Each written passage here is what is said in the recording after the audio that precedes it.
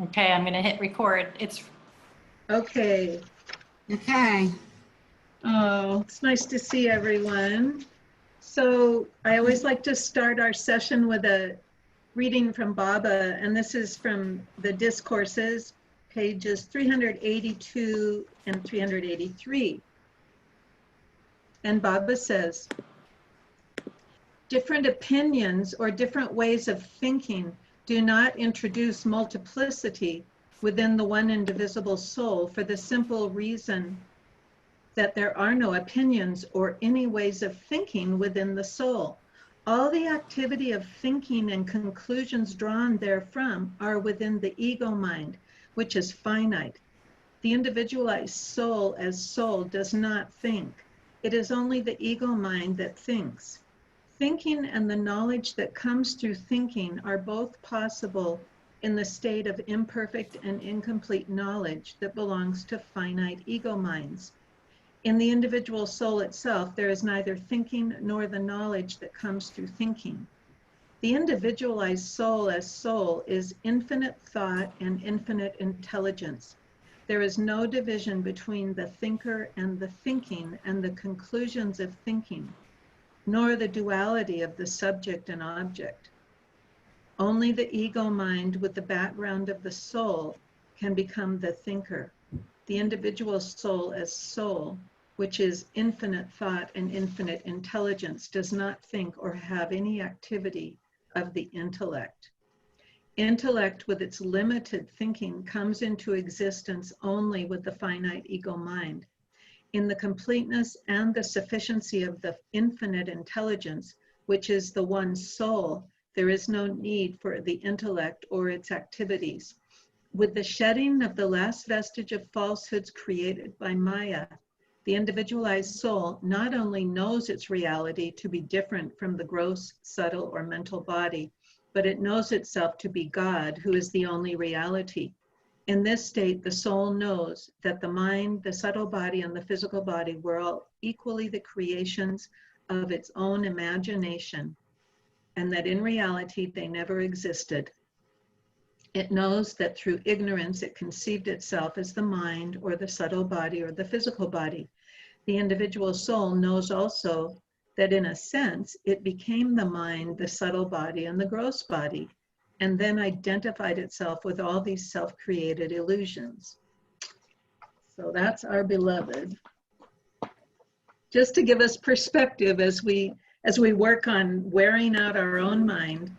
I mean, I do feel that the purpose of self-inquiry is to wear out the mind and so to bring us closer to Baba. Does anybody else have any thoughts they'd like to share on that quote? And you have to unmute yourself if you have anything you'd like to share. And hi, Douglas. Hi there. Yeah. Hi, Douglas. So what I'd like to do today, we're going to finish up the Judge Your Neighbor worksheet on seeking love that we've been actually working on for the last month. And so I don't know if you ever got yourself a copy of the Judge Your Neighbor worksheet. It looks like this. And we have been doing a group inquiry on someone that we care deeply about, who we believe doesn't love us enough. That was our first part 1 week, that we all found a situation where somebody that we care about doesn't love us enough. And then the second week, which is statement 2 on the Judge Your Neighbor worksheet, it's what we wanted in this situation, what we wanted them to, how we want them to change, what we wanted them to do. And so our generic statement that we all worked on was, I want them to do what I want. Okay, and then the last session, which we had 2 weeks ago, we worked on statement 3, the advice we would give them. And our statement was, they should try to understand how I feel.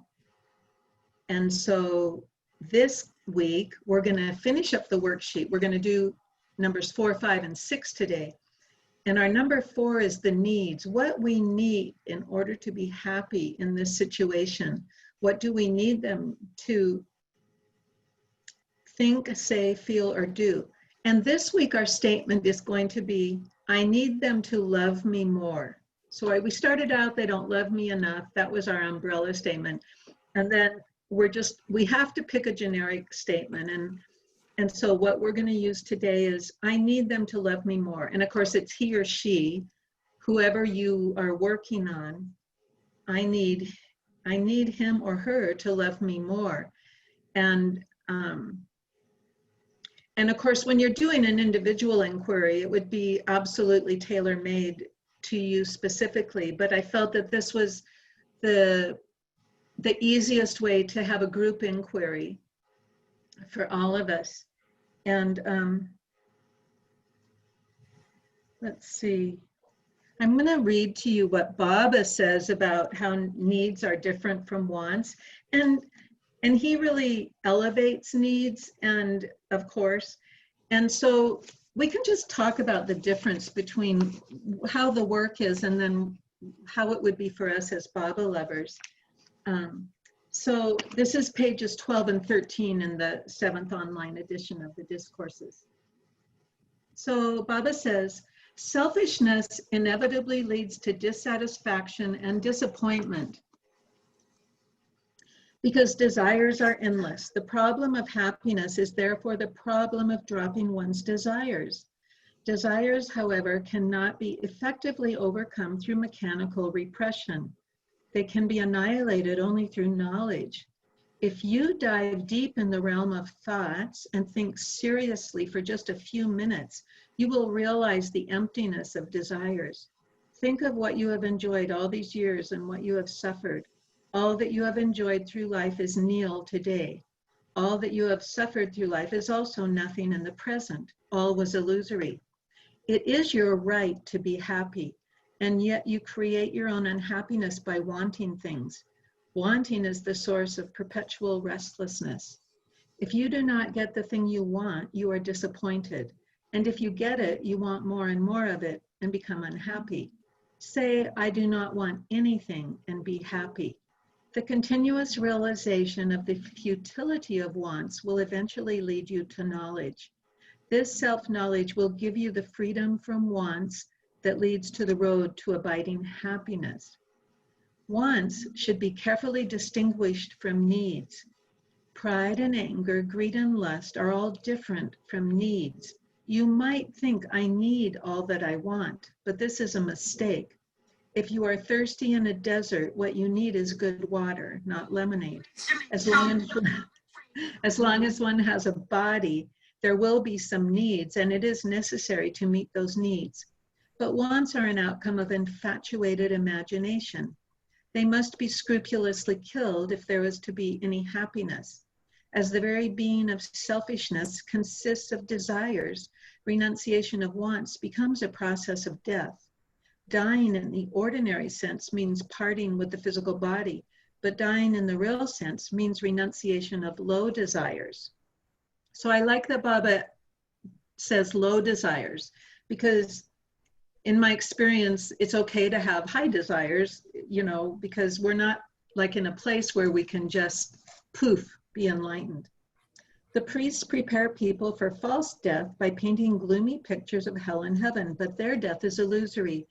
As life is one unbroken continuity, the real death consists of the cessation of desires, and it comes by gradual stages.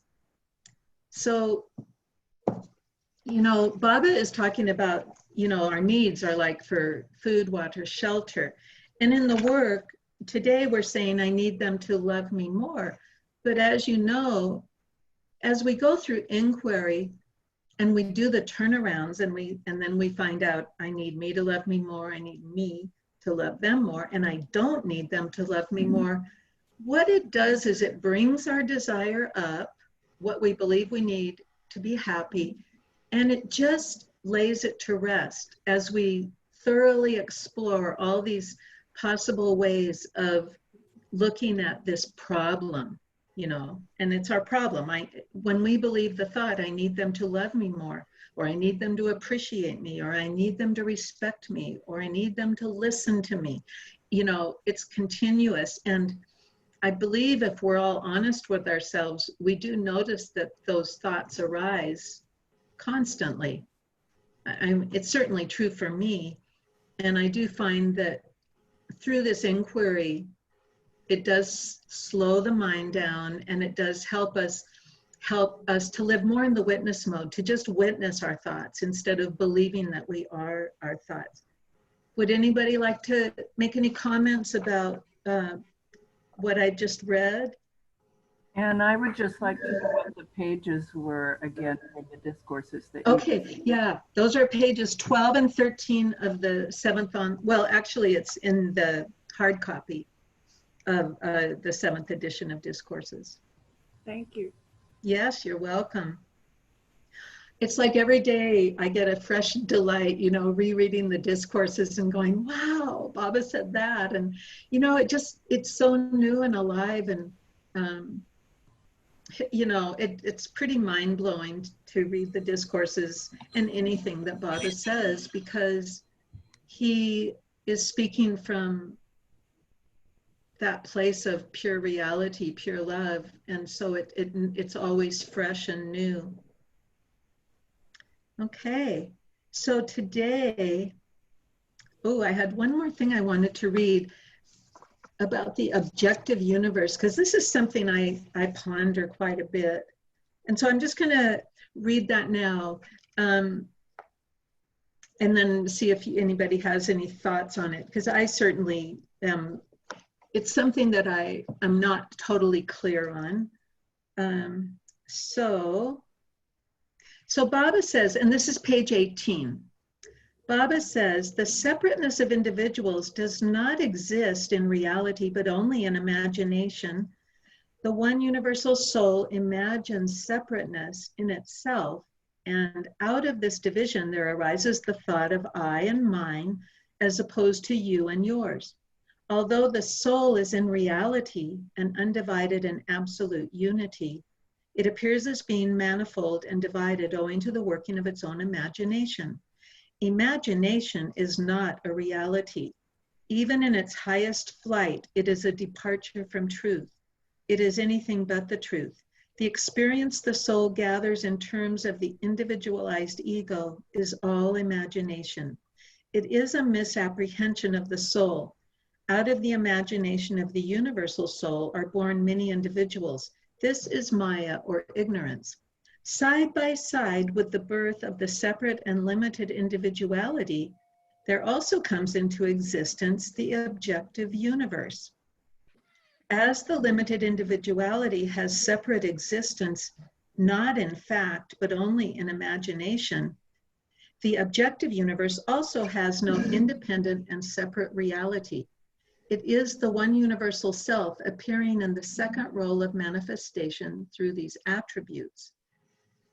So I guess my question is, the objective universe is not reality. However, there's like a consensual reality, like we all can read the news and just see what it is. We might have different takes on it, but I would love to hear anybody's thoughts on, you know, just your musings on this whole objective universe.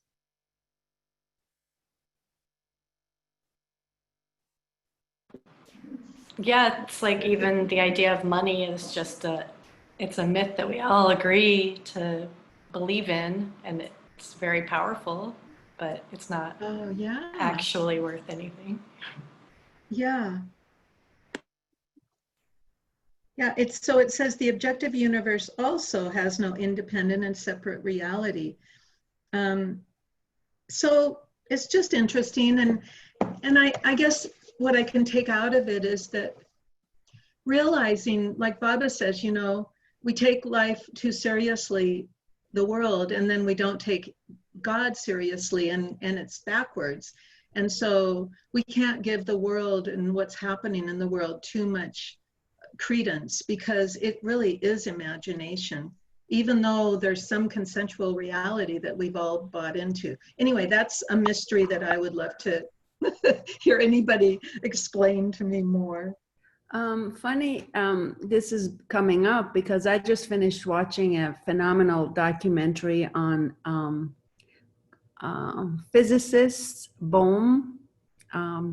Are people familiar with him? Like he was with Oppenheimer, and they were working on this quantum theory, and kind of proposing this. He was the one that really started proposing this unity through a scientific point of view, because they looked at fine particles of matter enough to experimented enough to know that it changes form when somebody looks at it.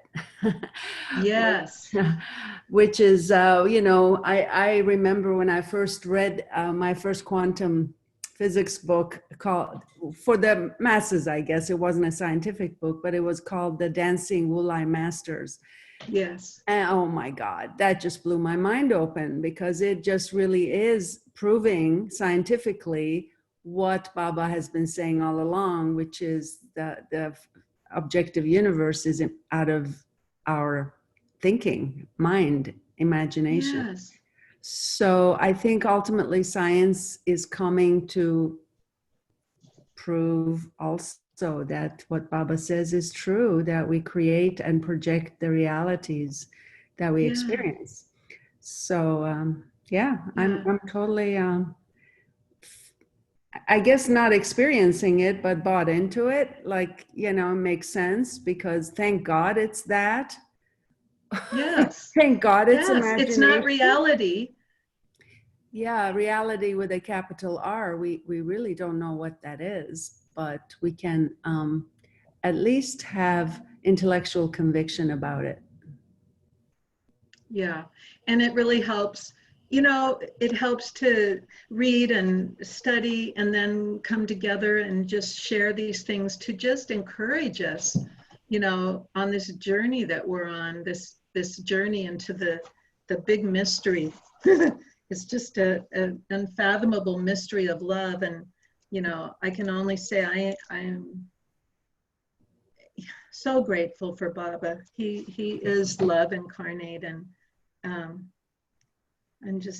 so grateful for him. The other thing they were talking about is he had a hard time. He knew there was something underneath all of it, underneath some force, underneath all of this manifestation that held it all together. And he could feel that it was this unity, but he couldn't put his hand on it.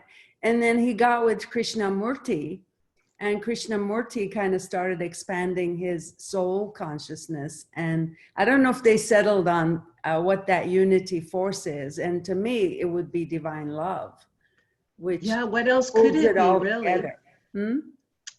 Yeah, thank you. Thank you for sharing that. This is a conversation that I would love to have more of. So if anybody, is interested in it and has thoughts, it's something we can continue to explore, down the road. So I have one more quote to read to you from Effort and Grace, our beloved Darwin Shaw, on page 17. Total loss is gain, 17 and 18. And then we're going to jump into our inquiry. So, our illusory life is a vacant dream. And Meher Baba has explained that drawing closer to God is the only endeavor that has real value.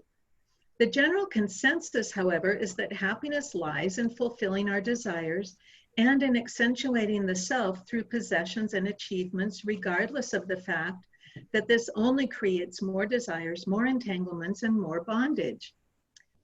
On the involutionary path, the spiritual path, we undergo a refining, awakening process in which we discard elements of the self and sublimate all our energies so they can be used to fuel our love for God and propel the self toward Him. Therefore, spiritual advancement is not further development of consciousness, a process of acquiring something or an achievement for the ego. Spiritual advancement is emancipation from the bondage of samskaras. It involves disentangling oneself from the false and importantly, inviting the real into our being, opening to the truth within. This is in contrast to the psychological work of trying to get rid of our painful samskaric patterns in order to create a pleasant existence in illusion. In other words, trying perhaps unwittingly to harmonize with our samskaras. I believe that as spiritual aspirants, our concentration should be on loving God and merging with Him. And the predominant process we are engaged in is not self-realization, but complete self-effacement, which is both total annihilation and complete merging of the personality self into God. So that's more food for thought. I mean, I really feel like this whole spiritual, psychological approach is a dance, you know, and ultimately, for some of us, you know, dealing with the mind and the psychology is probably what our sanskaras are, but my goal is definitely not to create a more beautiful illusion. So that's what we're here for. We're here to annihilate our sanskaras. So does everybody remember the situation that you're working on where you first believed the thought that they don't love me enough? That was the first thought. And then it was, I want them to do what I want. And then last time we worked on, they should try to understand how I feel. So this week, you might want to write this statement down. I need him or her to love me more. And if you remember, my situation was with my husband, not wanting to move to Myrtle Beach. And these were my thoughts. And I feel that they're universal. I think everybody can find where they've had the thought, I really need them to love me more. And we're gonna just unwind that one today. Okay, so I'm trusting that everyone has their situation, and I'm gonna take you through the 4 questions of the inquiry. And I think everybody remembers how we do this. It's just a yes or a no for the first 2 questions, and then when we go to question 3, Diantha will put up the sub-questions. So take a few gentle breaths and just relax. This is where we really drop into our hearts. You know, Byron Katie says the questioned mind drops into its sweet home in the heart. And so we lay the thoughts to rest by really dropping inside and letting that voice of God, the voice of the heart, the voice of our beloved, rise up with those answers for us. Okay, so is it true that you need them to love you more? Is that true?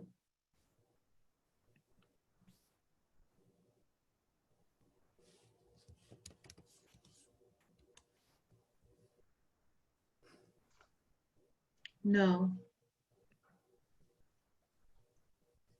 And if you're willing, please unmute just to do this. Nobody's gonna know who says what. Yes. No. Definitely no. No. Nope. Okay. No. And so for those who said yes, I'm going to ask question 2, and the rest of you just wait. And again, I want you to ponder just for a minute. Can you absolutely know that it's true that you need them to love you more? Can you absolutely know that that's true?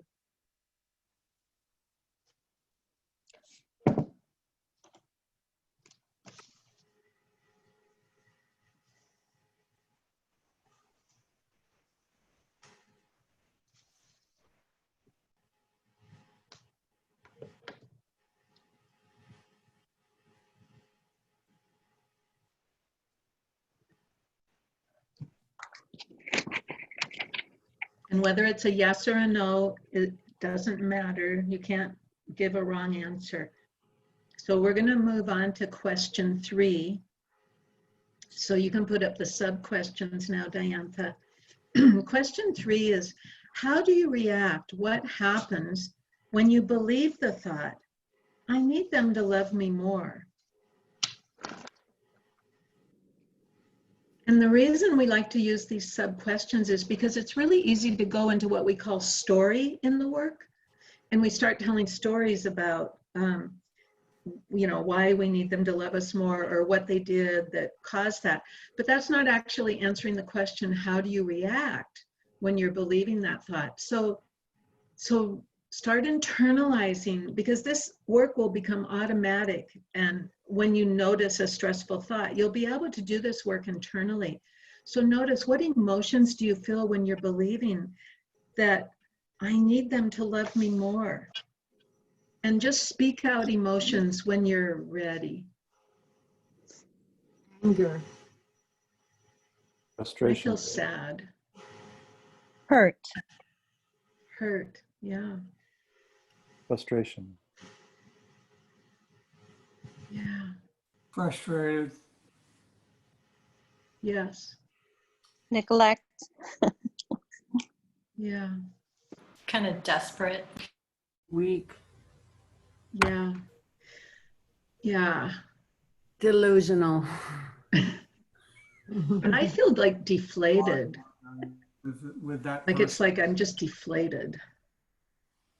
So now everyone who found those emotions, I want you to now locate in your body, where do you feel that?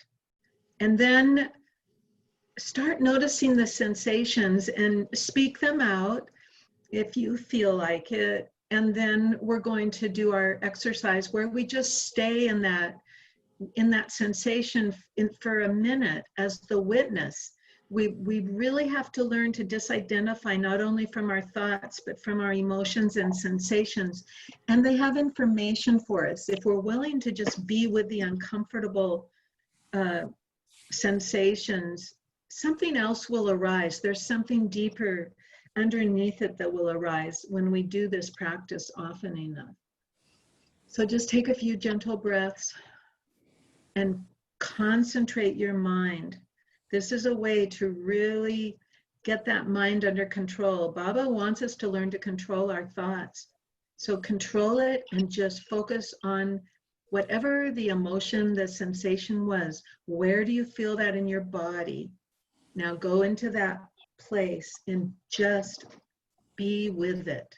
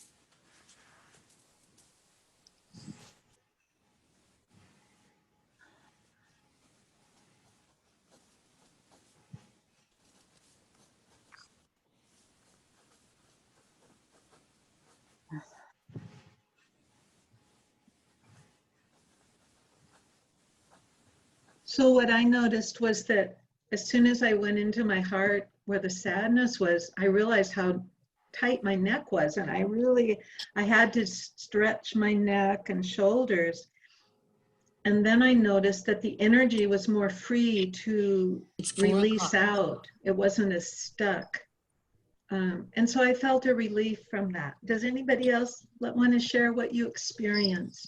That's exactly where I experienced it too, and just at my neck and like where the skull comes into my neck, and I just kind of did the same thing and moved the energy. It's still there, but it's moving. Yeah, thank you. I Yeah. didn't really feel it anywhere. What, Tina? I didn't really feel it anywhere. You didn't? What was the emotion that you had felt? Anger. And where did you feel it in your body? And that's what I don't feel. I'm just having trouble tapping into that.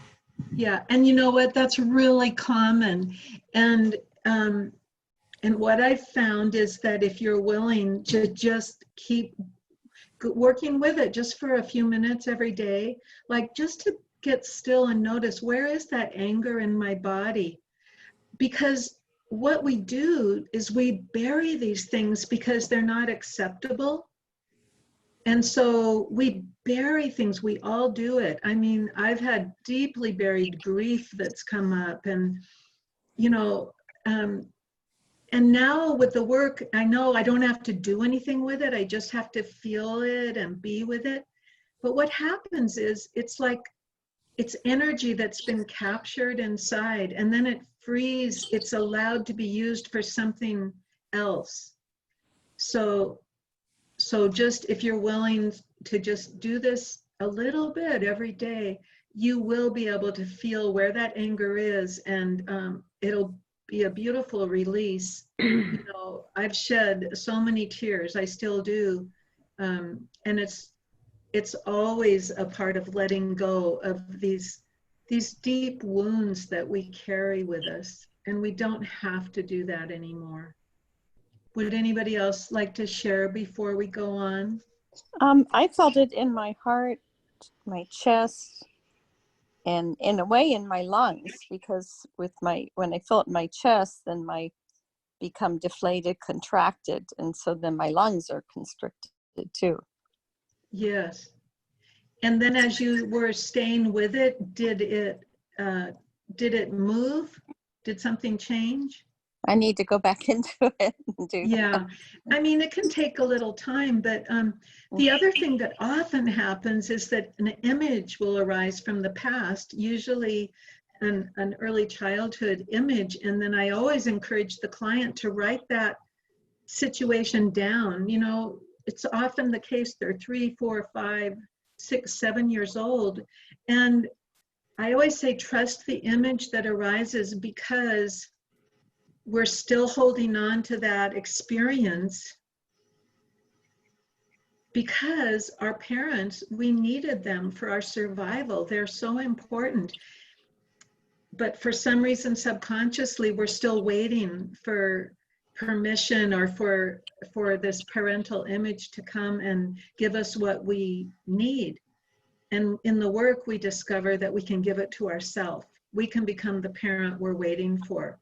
And then we let our parents off the hook, and it's just a much freer way to live.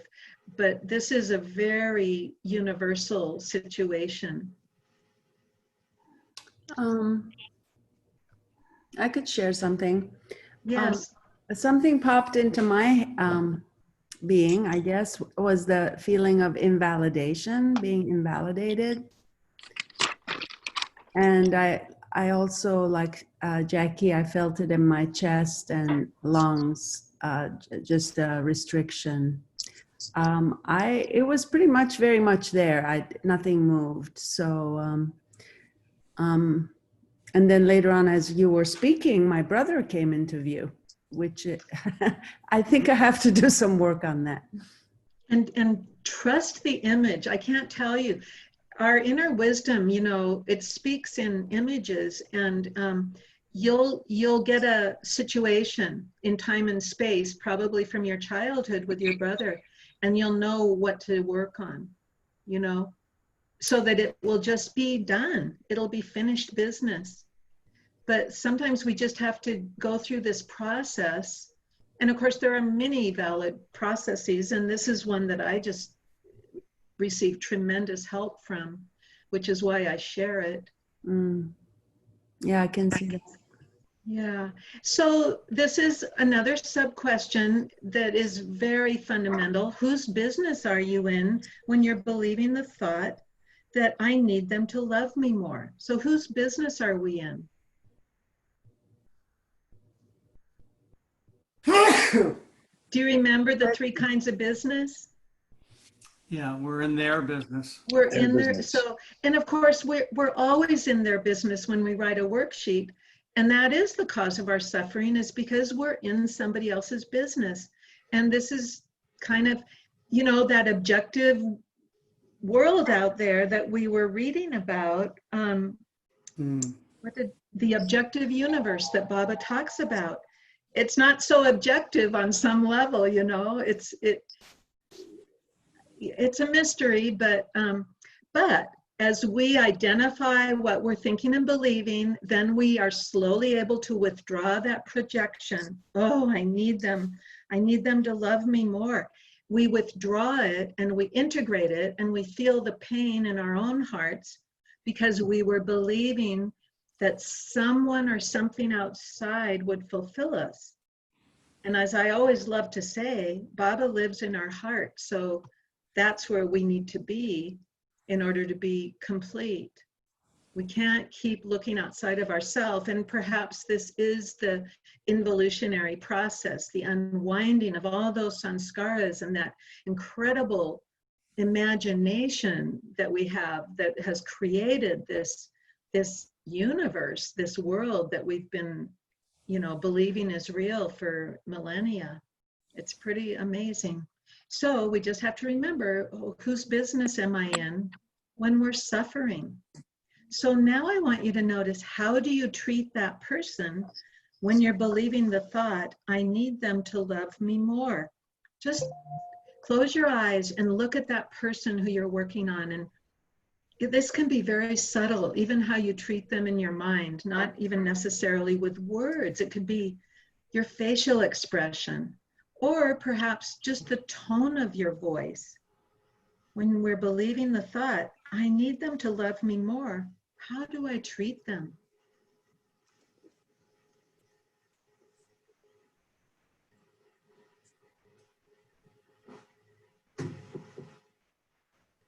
And I noticed for myself in my situation, I distance myself. I remove myself from them. Right. I do that.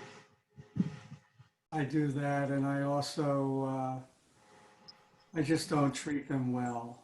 I don't appreciate them, and I don't see the value. Yeah. And I'm kind of like, projecting into them and just doing a lot of negative Right. stuff. Well, when we're believing that that we need someone to love us more, our heart is in pain, right? So of course they're gonna, you know, that's what we're presenting to them, this pained heart. I find I'll do the opposite of what is beneficial towards my relationship with that person. Yes, yes, yeah. Usually for me, that's me, you know. Well, I do think that that's kind of the human condition. Yeah. I think that's kind of universal.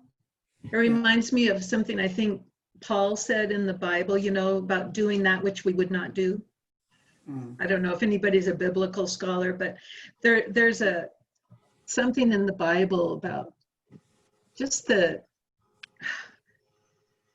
recognition of how I do things that I don't want to do. And there it goes again. Yeah. So now notice, how do you treat yourself when you're believing the thought that I need them to love me more? How do I treat myself when I'm believing that thought? Take a deep breath. I'm definitely feeling less than. I'm feeling weak and needy. Definitely. And, just feeling sorry for yourself on the pity pot and Yeah. lacking that positive energy, lower self-esteem kind of thinking for me. Yeah. Yeah. And you know, in the work, Byron Katie says victims are the most violent people. And I just was shocked when I first heard that, but I came to see over time that it's true, because we victimize ourselves.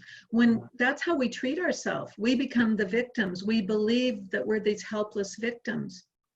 And so it's a hard saying, but I have seen that it's true. And it's really easy to fall into the identification as a victim. And so just notice that when it happens, because certainly Baba wants us to be strong and cheerful. And even when we don't feel that way, yeah, we just have to keep at it. So what about, so why don't you scroll up, Diantha? I'm just looking at these last sub-questions, and what are you unable to do when you're believing the thought that I need them to love me more? What are you unable to do when you're believing that?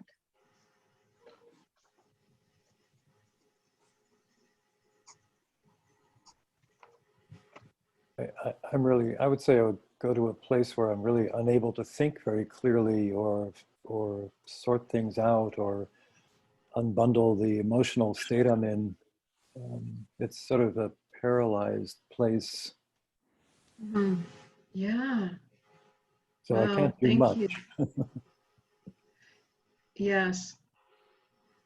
It's like brain fog, and just like you said, it's a paralyzed feeling. I know that very well. Anybody else have something they'd like to share? What are you unable to do when you're believing the thought that I need them to love me more?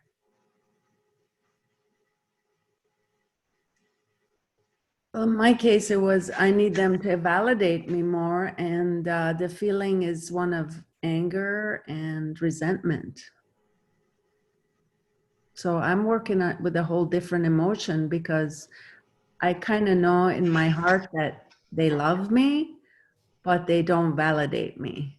Yeah. So what are you unable to do then when you're feeling that anger and resentment? Unable to love them. Yeah. So let's do the last sub-question. What do you fail to see when you're believing the thought that I need them to love me more? What do we fail to see when we're believing that thought? Well, I think it's like that slogan, they're not doing it to you, they're just doing it. And yes, it's not personal. Right. And in reality, it never is. It's rather shocking, but I've really come to see that we all are just running on our own sanskaras, on our own programs. And, you know, it just helps to realize that it's not really personal. It feels personal, for sure. Anybody else have something you'd like to share about what you fail to see when you're believing the thought that I need them to love me more? It's not personal, it's not permanent. And there's another one, not personal, not permanent. I can't think of it, but. Oh, I love that you said it's not permanent too. That's a beautiful insight. I know for myself in my situation, I was failing to see all the ways that my husband does love me. And it's amazing that I can forget that when I get caught up in this little whirlpool, you know, of one situation. So let's move on to question 4. Who would you be without the thought that I need them to love me more? Who are you then without that thought? And I think the last question that we did, the last sub-question, is a beautiful segue into question 4. So it's something we can repeat. So without that thought, I'm someone who can recognize all the many manifestations of love that my husband gives me.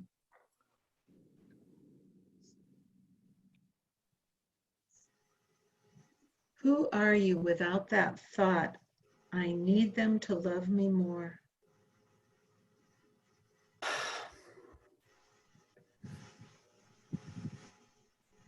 An adult. Pardon? An adult. An adult. I love that. It's so true. You know, we're just trying to grow up here, aren't we? Yeah. Okay.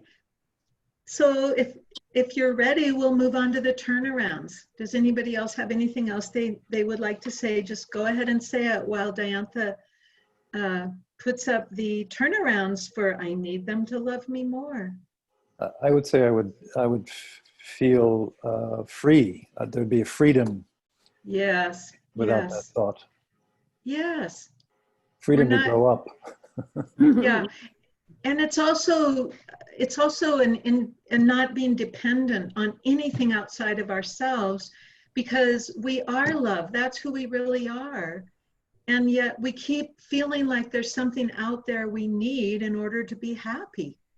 And it's just not true. But you know, it's nice to come together and explore this, because it's going to support us in learning to live this way more and more. And it's always a work in progress. So here are the turnarounds. Did somebody want to say something? Oh, I was just going to say I would feel empowered Yes. without that thought. Yes, yes. And I always find in question 4 over the last few years, I just feel compassion. I feel a lot of compassion for myself and for everyone. Like, we're just all in this, you know, situation, and we're all doing the best we can. And Baba says everything that happened had to happen and no one's to blame. And, you know, it's just good to remember. So let's look at the turnarounds for I need them to love me more. And our work here is to find 3 genuine, specific examples for each of the turnarounds below that could be as true or truer than your original statement. So find an example. I need me to love me more when I'm believing that thought that I need them to love me more. So just ponder that. And if you are willing to share, it helps all of us. I need me to love me more. I think I can see it so clearly in other people who, you know, complain to me that this somebody in their life is not treating them well. And, you know, when I can look at the situation objectively, I just see that that's who the other person is. And they're not, Yeah. and they're not trying to do it to be hurtful. That's just who they are. So Well, I mean, in reality, I would question if it's who they are, but it's who they believe they are. You know what I mean? It's like we're all believing our stressful thoughts until we don't. you can Yeah. about that. I mean, in my situation, when I was wanting to move to Myrtle Beach and I was believing my husband didn't love me enough to move there, I needed me to love me more. And when I turned to within, I recognized that I had a lot of opportunities that I could just take a trip to Myrtle Beach, a long trip. And I did. And that was me needing to love me more and just going back into my own business and noticing that I have a lot of options. It's not black and white. He doesn't have to move there. I have other ways to get my needs met. Yeah.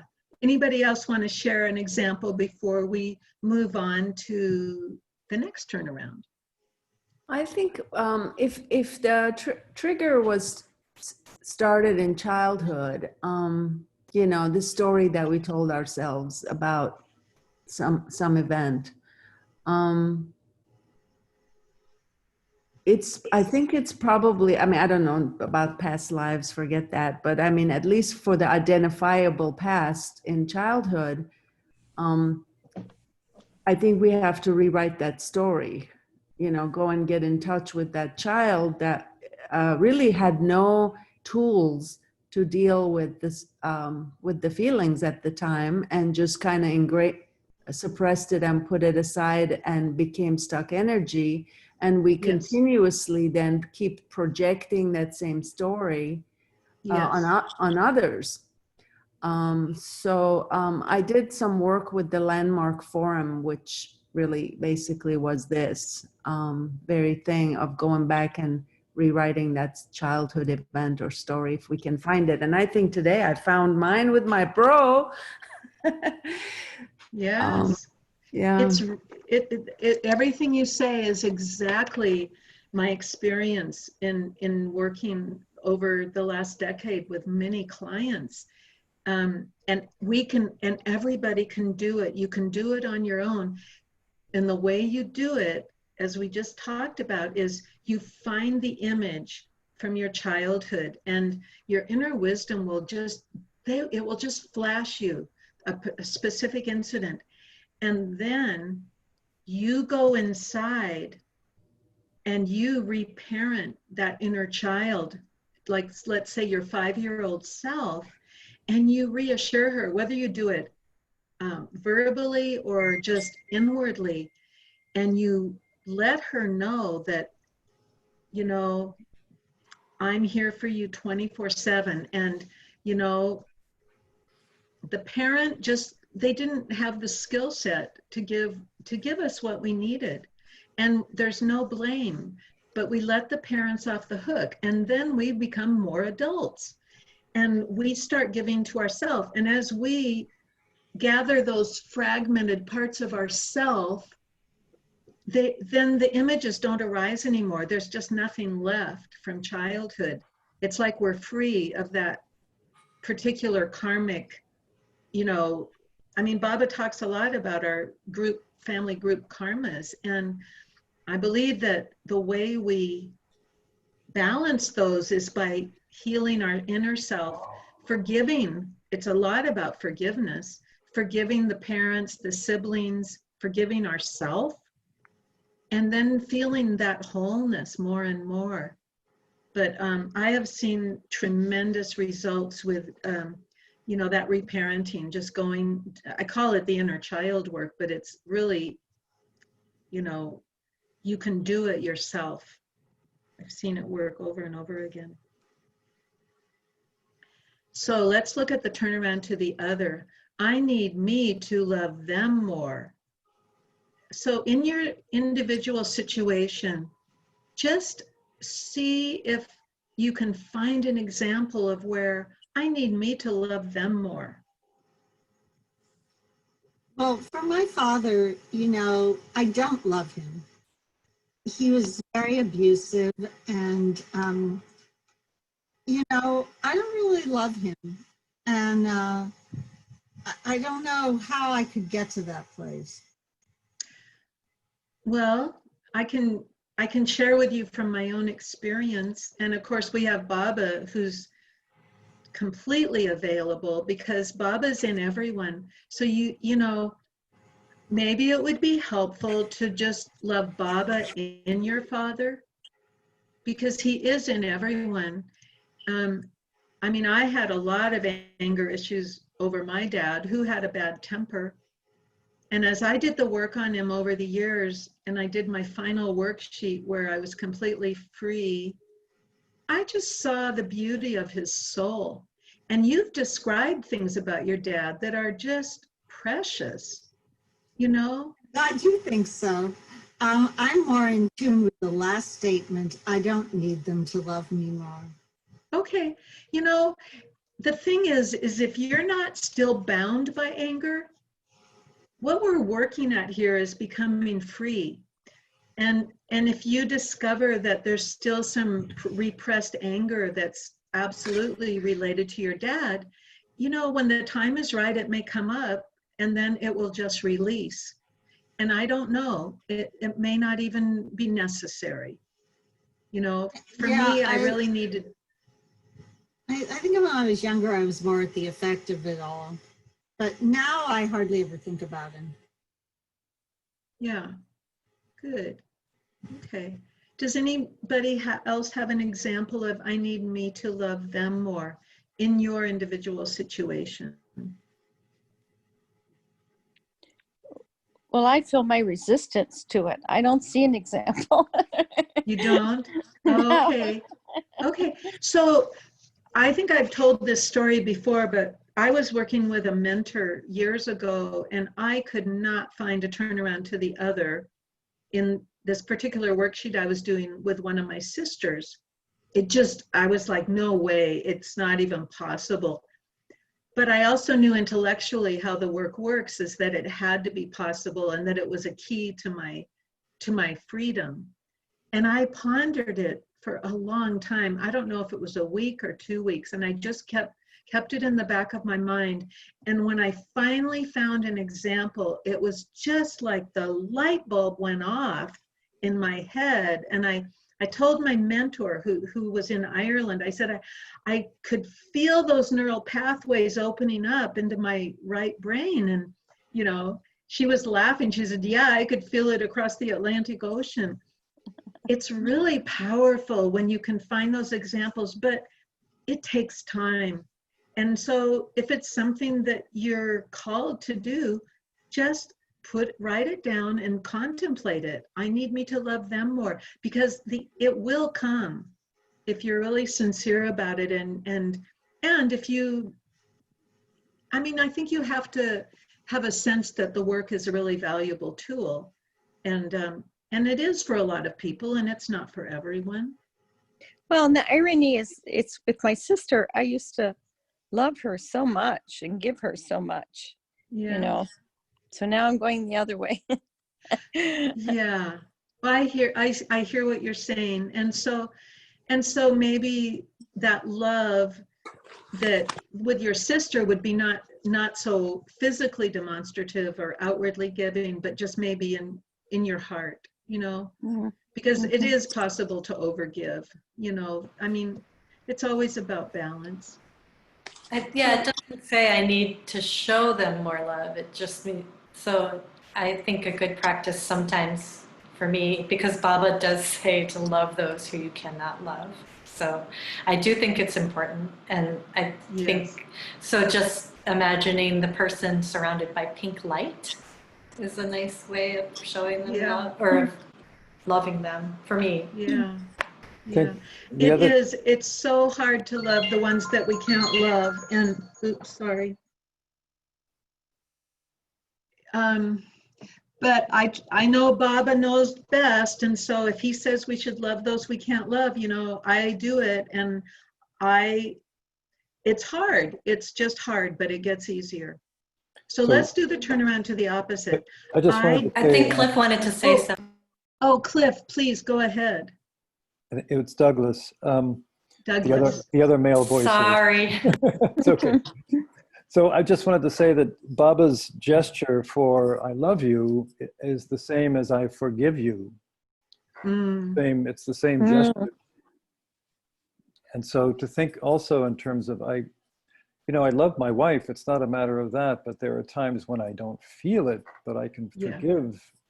I can work to forgive the situation, her, me, whatever, the whole thing. Yeah. So a nice connection there between that is so beautiful. Douglas, thank you. Yes, I love you, I forgive you. And I mean, forgiveness is such a mystery. And I just say, we can't know what we've done to this other person who's hard to love in the past. I mean, we don't know these things, and we don't need to know. But well, and it just occurred to me, I could do this is dipping away from the work, but I could do the Ho'oponopono prayer for her. Yeah. I'm sorry, forgive me, thank you, I love you. Yes, it's a beautiful prayer, and I'm very familiar with it. And I'm definitely an advocate of using whatever supports us. You know, and it's just so individual.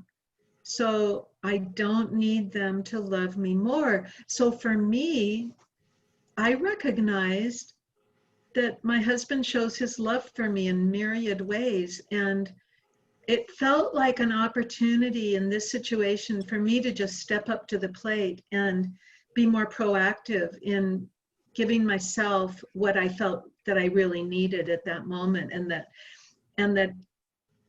it didn't matter. It just, you know, I could take out the middleman and give myself what I thought my husband had to give me. And so it's just a beautiful way to live. So what we're going to do now is we're going to finish this whole Judge Your Neighbor worksheet, which is numbers 5 and 6, and they go more quickly. And so I'm just checking. Yeah, we've got time for this. So what we do with number 5, it's called the complaints. And so it's like, what do you think of him or her in this situation? Make a list. It's okay to be petty and judgmental. So I made a list, and I'd love to hear you all add to it based on your situation. So this person is self-absorbed, uncaring, unfeeling, selfish. Who else has something for your number 5? Authoritarian, an extreme right winger. Yeah. Anybody else? What? Domineering. Domineering, yeah. So here's the trick with number 5. We get to find where we are all those things. And it sometimes is really easy and sometimes it's hard. But in my situation, I can definitely find where I'm self-absorbed, uncaring, unfeeling, and selfish, because yes, it happens.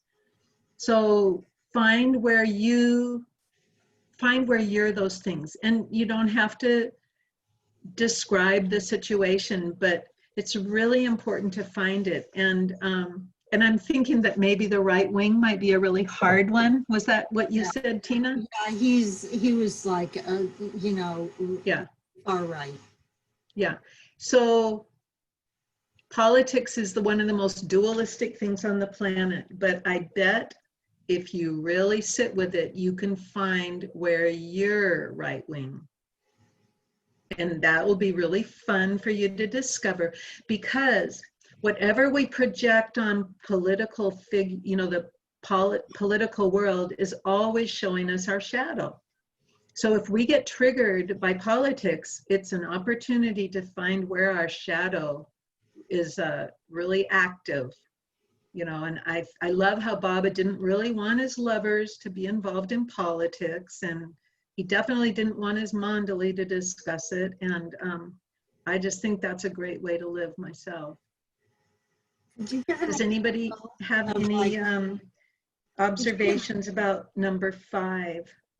Could you give an example of like how one could find themselves a right winger when they are? Of what? How could one find themselves a right winger when they? Okay, so tell me one thing, like with your dad. Be really specific about his right wingness that you are complaining about. He hated other ethnic groups.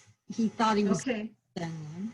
Okay, so I don't know if this is true, but can you find where you have any hatred of right wingers? I hate right wingers, yes. So there you go.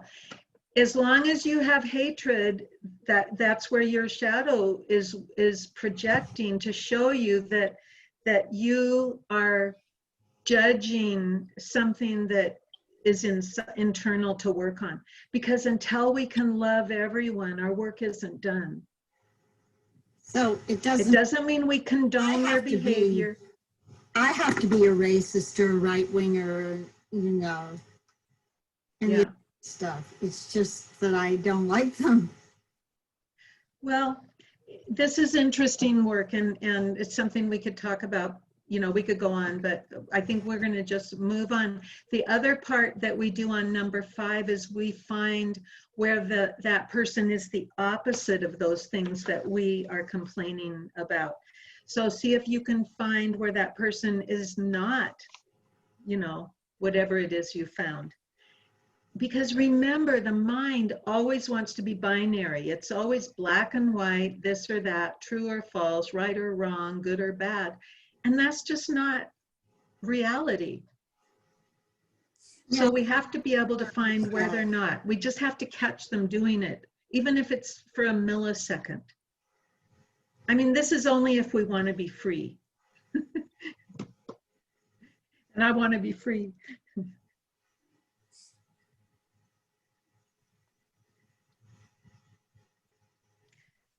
Okay, so if anybody has something they'd like to share, now is the time, and then we're going to go on to statement number 6. That's easier than I thought. It was easy to find where they're not Yeah. at. Mhm. Yeah. And see, this is why we always acknowledge that in the left hemisphere of the brain is what neuroscientists call the interpreter. And it's just got this story, even though it's negative. And we keep finding proof. We just keep proving that this story that we're running about our life is true. But when we stop and question our thoughts, we can find, oh, it's not always true. There's this and that. And it's just a much nicer way to live, you know, to not stick to this old story that's so negative. Do you think, Anne, that when we experience like something like that, or like a trauma or mini trauma or some event, do we then turn around and project that onto others? Is that what's happening? Well, you know what comes up for me right away when you say that is, I think about the phenomenon that we have, probably are familiar with, where children who were sexually abused tend to sexually abuse children. And so that would be a very extreme example, but I do believe we project onto others what's been done to us until we don't. I mean, that's my experience. I could see all the negative things in my father. God forbid I saw it in myself. I could find it, and it was really difficult work. Well, But I we're could very find good it. students. We learn really well. Well, yeah, because children, I mean, especially children are absorbent, right? Children are like a sponge, and so we absorb everything. And then, you know, we live it out. And like I could see with my mother, I could never find anything to judge her on because she was kind of like a saint. And when I finally found the thing to judge her on, it was that she didn't fulfill her creative potential. Because I realized that she was a beautiful soul, but there was a certain melancholy about her. And I realized that because of World War II, she had been unable to fulfill some of her dreams. She had had her college degree and she had wanted to travel the world, and then the war came. And so I think she wanted to have a family, but I think it wasn't that fulfilling because she hadn't fulfilled her other dreams. And so she had a lot of artistic ability. And so when I did the work on her, I realized it was like, oh, that would be me. I wasn't fulfilling my creative potential. And it really took me doing that work on my mother to find that blind spot in myself where I wasn't like really on fire to, you know, with anything. And I had come to Baba in 2001, and then I found the work in 2009. And so I was having a honeymoon with Baba until, you know, this situation that really took me to the depths of despair over my daughter came up. But then I realized, well, gosh, I wasn't passionate. I haven't really been passionate about what's in my heart to share, which is what I'm doing now. I love weaving everything that Baba has said with this work because it really like excites me. I'm inspired by it, and it just makes me so happy to be able to share it. And anyway, so that's an example of finding the projection onto my mother. It took me years to find it.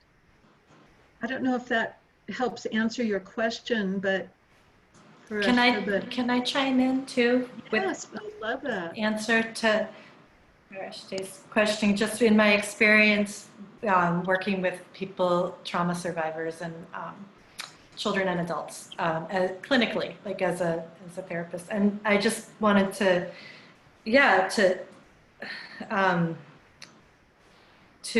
say that it is one possible reaction for somebody to act out in the same way that, whatever happened to them, they'll act it out onto someone else. But it's only one of the many different ways that the behaviors will manifest. I don't think it's actually even a tendency. I think that you'll see a lot of, for example, sex abusers who have abused children did have that history as children themselves, but it's not the other way around too. It's not that if a person was sexually abused as a child that they tend to also do that to other children or even want to. And there's other reactions, like reenactment is a really interesting one, like putting oneself into a position where the trauma actually would reoccur, just to have subconsciously to have the opportunity to experience it again and to process it again, which is strange and unbelievable, but true. But it's Judith Herman is a really good author if anyone ever wants to read about it. But the sitting duck theory, it's called. But as it pertains to the work, I think that it's just, it can be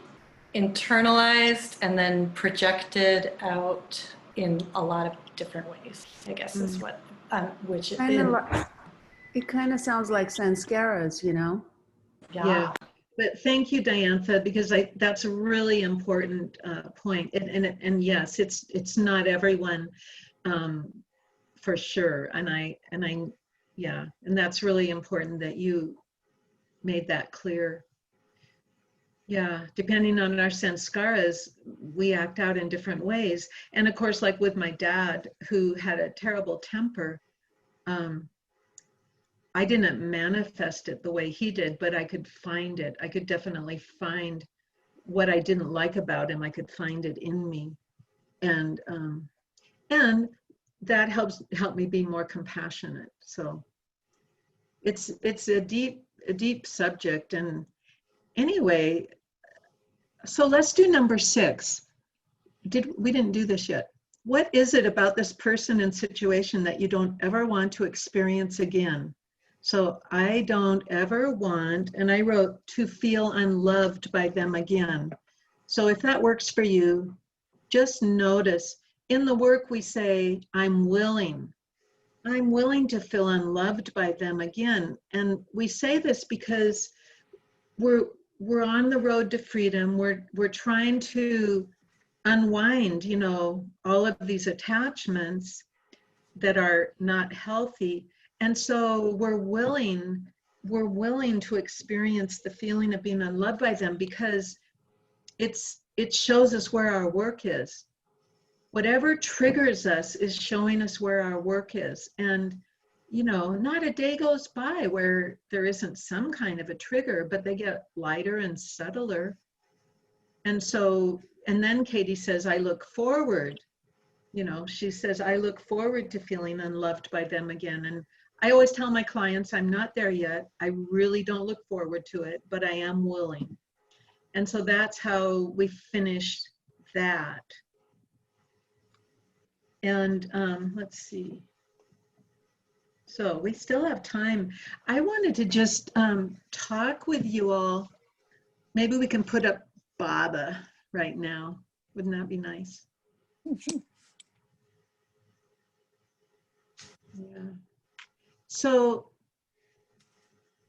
we finished this month-long work on seeking love outside of ourselves, and that's a really big subject. And I had the thought about maybe doing a worksheet on Baba for the next month, and I wanted to just get your feedback.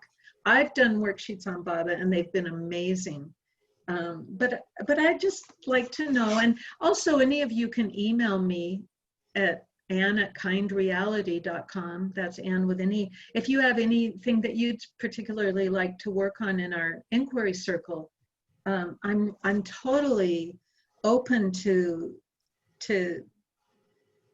I love getting feedback, but it did come to me that I think it would be really nice to do the work on Baba, if you're willing. Does anybody have any thoughts on that?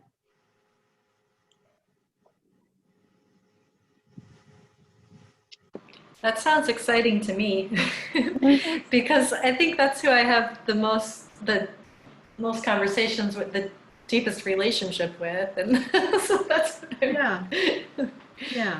And I mean, I've worked on Baba, and it just makes me come closer to him. So I feel very confident that he's quite happy if we want to do that. I'm not sure I understand. You're not sure you understand? So for example, because I've been thinking about it, I don't know where my old worksheets are on him, but I just thought I have the experience sometimes that I'm discouraged with Baba because he leaves me at times. So sometimes, I feel like he's left me, or, I'm discouraged with him because, so I wrote down, I want Baba to make life easier for me, or I want Baba to stay with me always. And the advice is Baba should show more compassion for me. And then I need Baba to love me more. And then I wrote, Baba is cruel, enigmatic, slippery, difficult, challenging. And then I wrote, I don't ever want to blame Baba again. So that's just an idea, a template. And we could even hammer one out, a group worksheet together, or I could bring one, or Diantha and I could, you're going to be on the road. Anyway, it's just something to think about. And if that isn't appealing, I would love to hear your thoughts on anything else. And I can always come up with something. I mean, Baba, I always feel like Baba inspires me. So anyway. It sounds interesting. Does that sound interesting? Mm-hmm. And I liked working on COVID. That was very novel. Yeah. So, did you say novel? yeah. It was unusual. Yeah. Unusual angle. Well, it just was such a, it was so up, it was such a big deal. I mean, it's still with us, but, it's not quite as intense, at least for some of us. I mean, Tina, it's not as intense for you, and you're at ground zero there, right? Well, no, but we flattened the curve. Now other people are going through it. Yeah. Now it's Myrtle Beach and other places. Yeah. Shut up. Okay. Oh, it'll be okay. Totally. It's just Myrtle Beach. We don't have the virus here. Okay. It's just, Okay, we're so taking Cliff, turns. I would love to hear your thoughts. Do you have anything that we could do a group inquiry on, or do you like the idea of I doing don't know. I mean, I love this work, and on anything, it's all the same. Oh yeah, it's true. But All right. I mean, nothing's coming to my mind right away. Okay. Yeah. But I would be cool to do a Baba thing, like do Baba things. Yeah. So the other things, we can do the work on our bodies. There's a whole thing we can do on bodies, which might be really interesting. We can do the work on money. I mean, you can do it on inanimate objects. And Wow.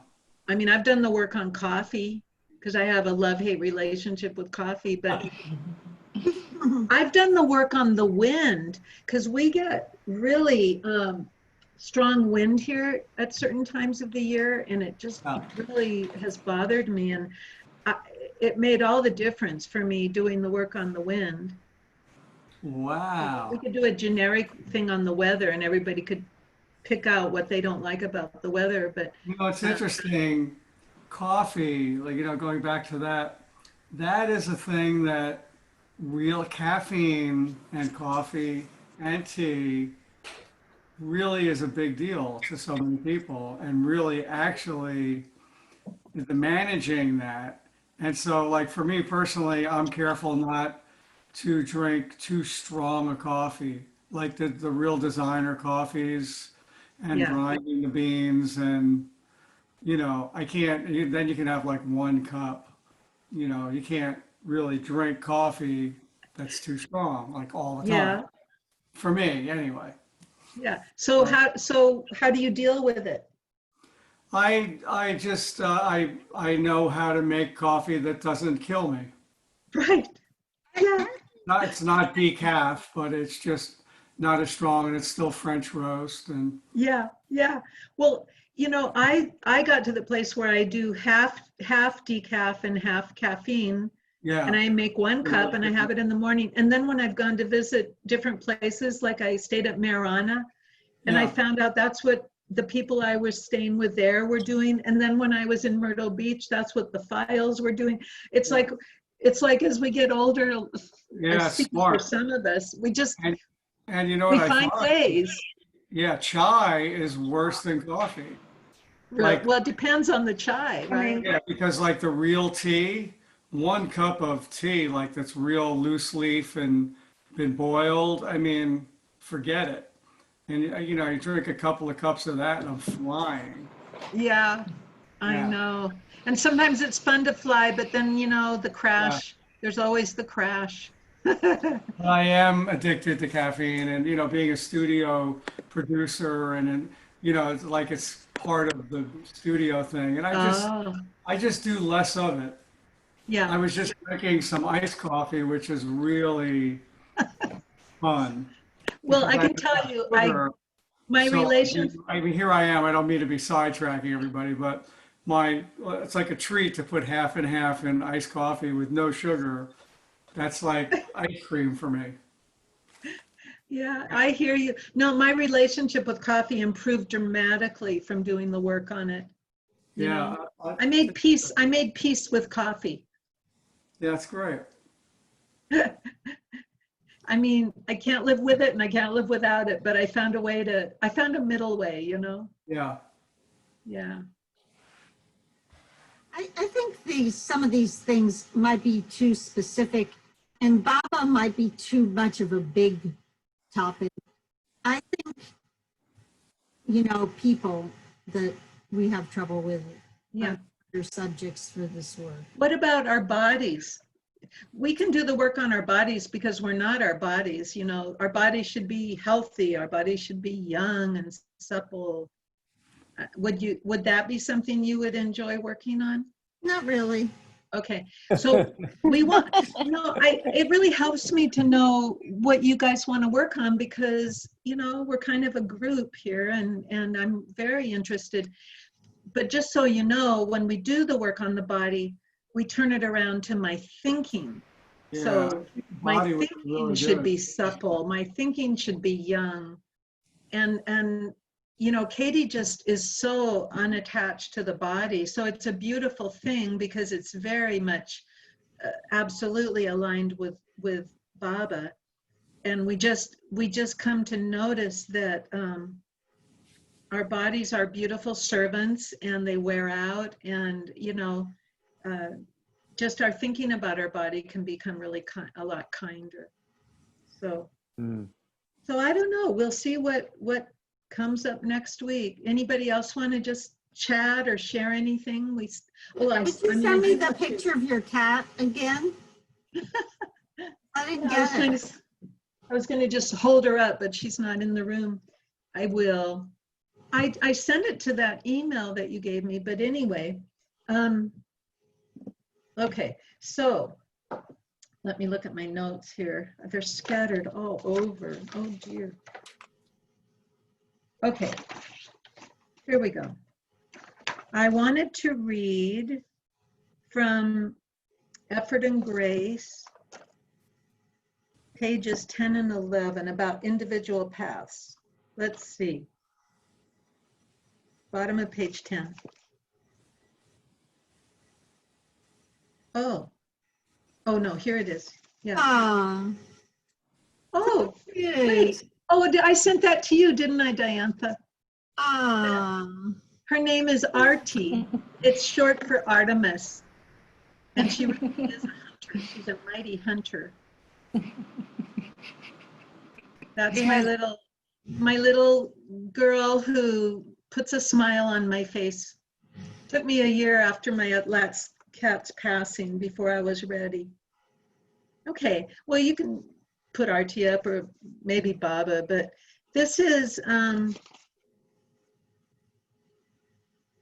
don't think I read this, did I?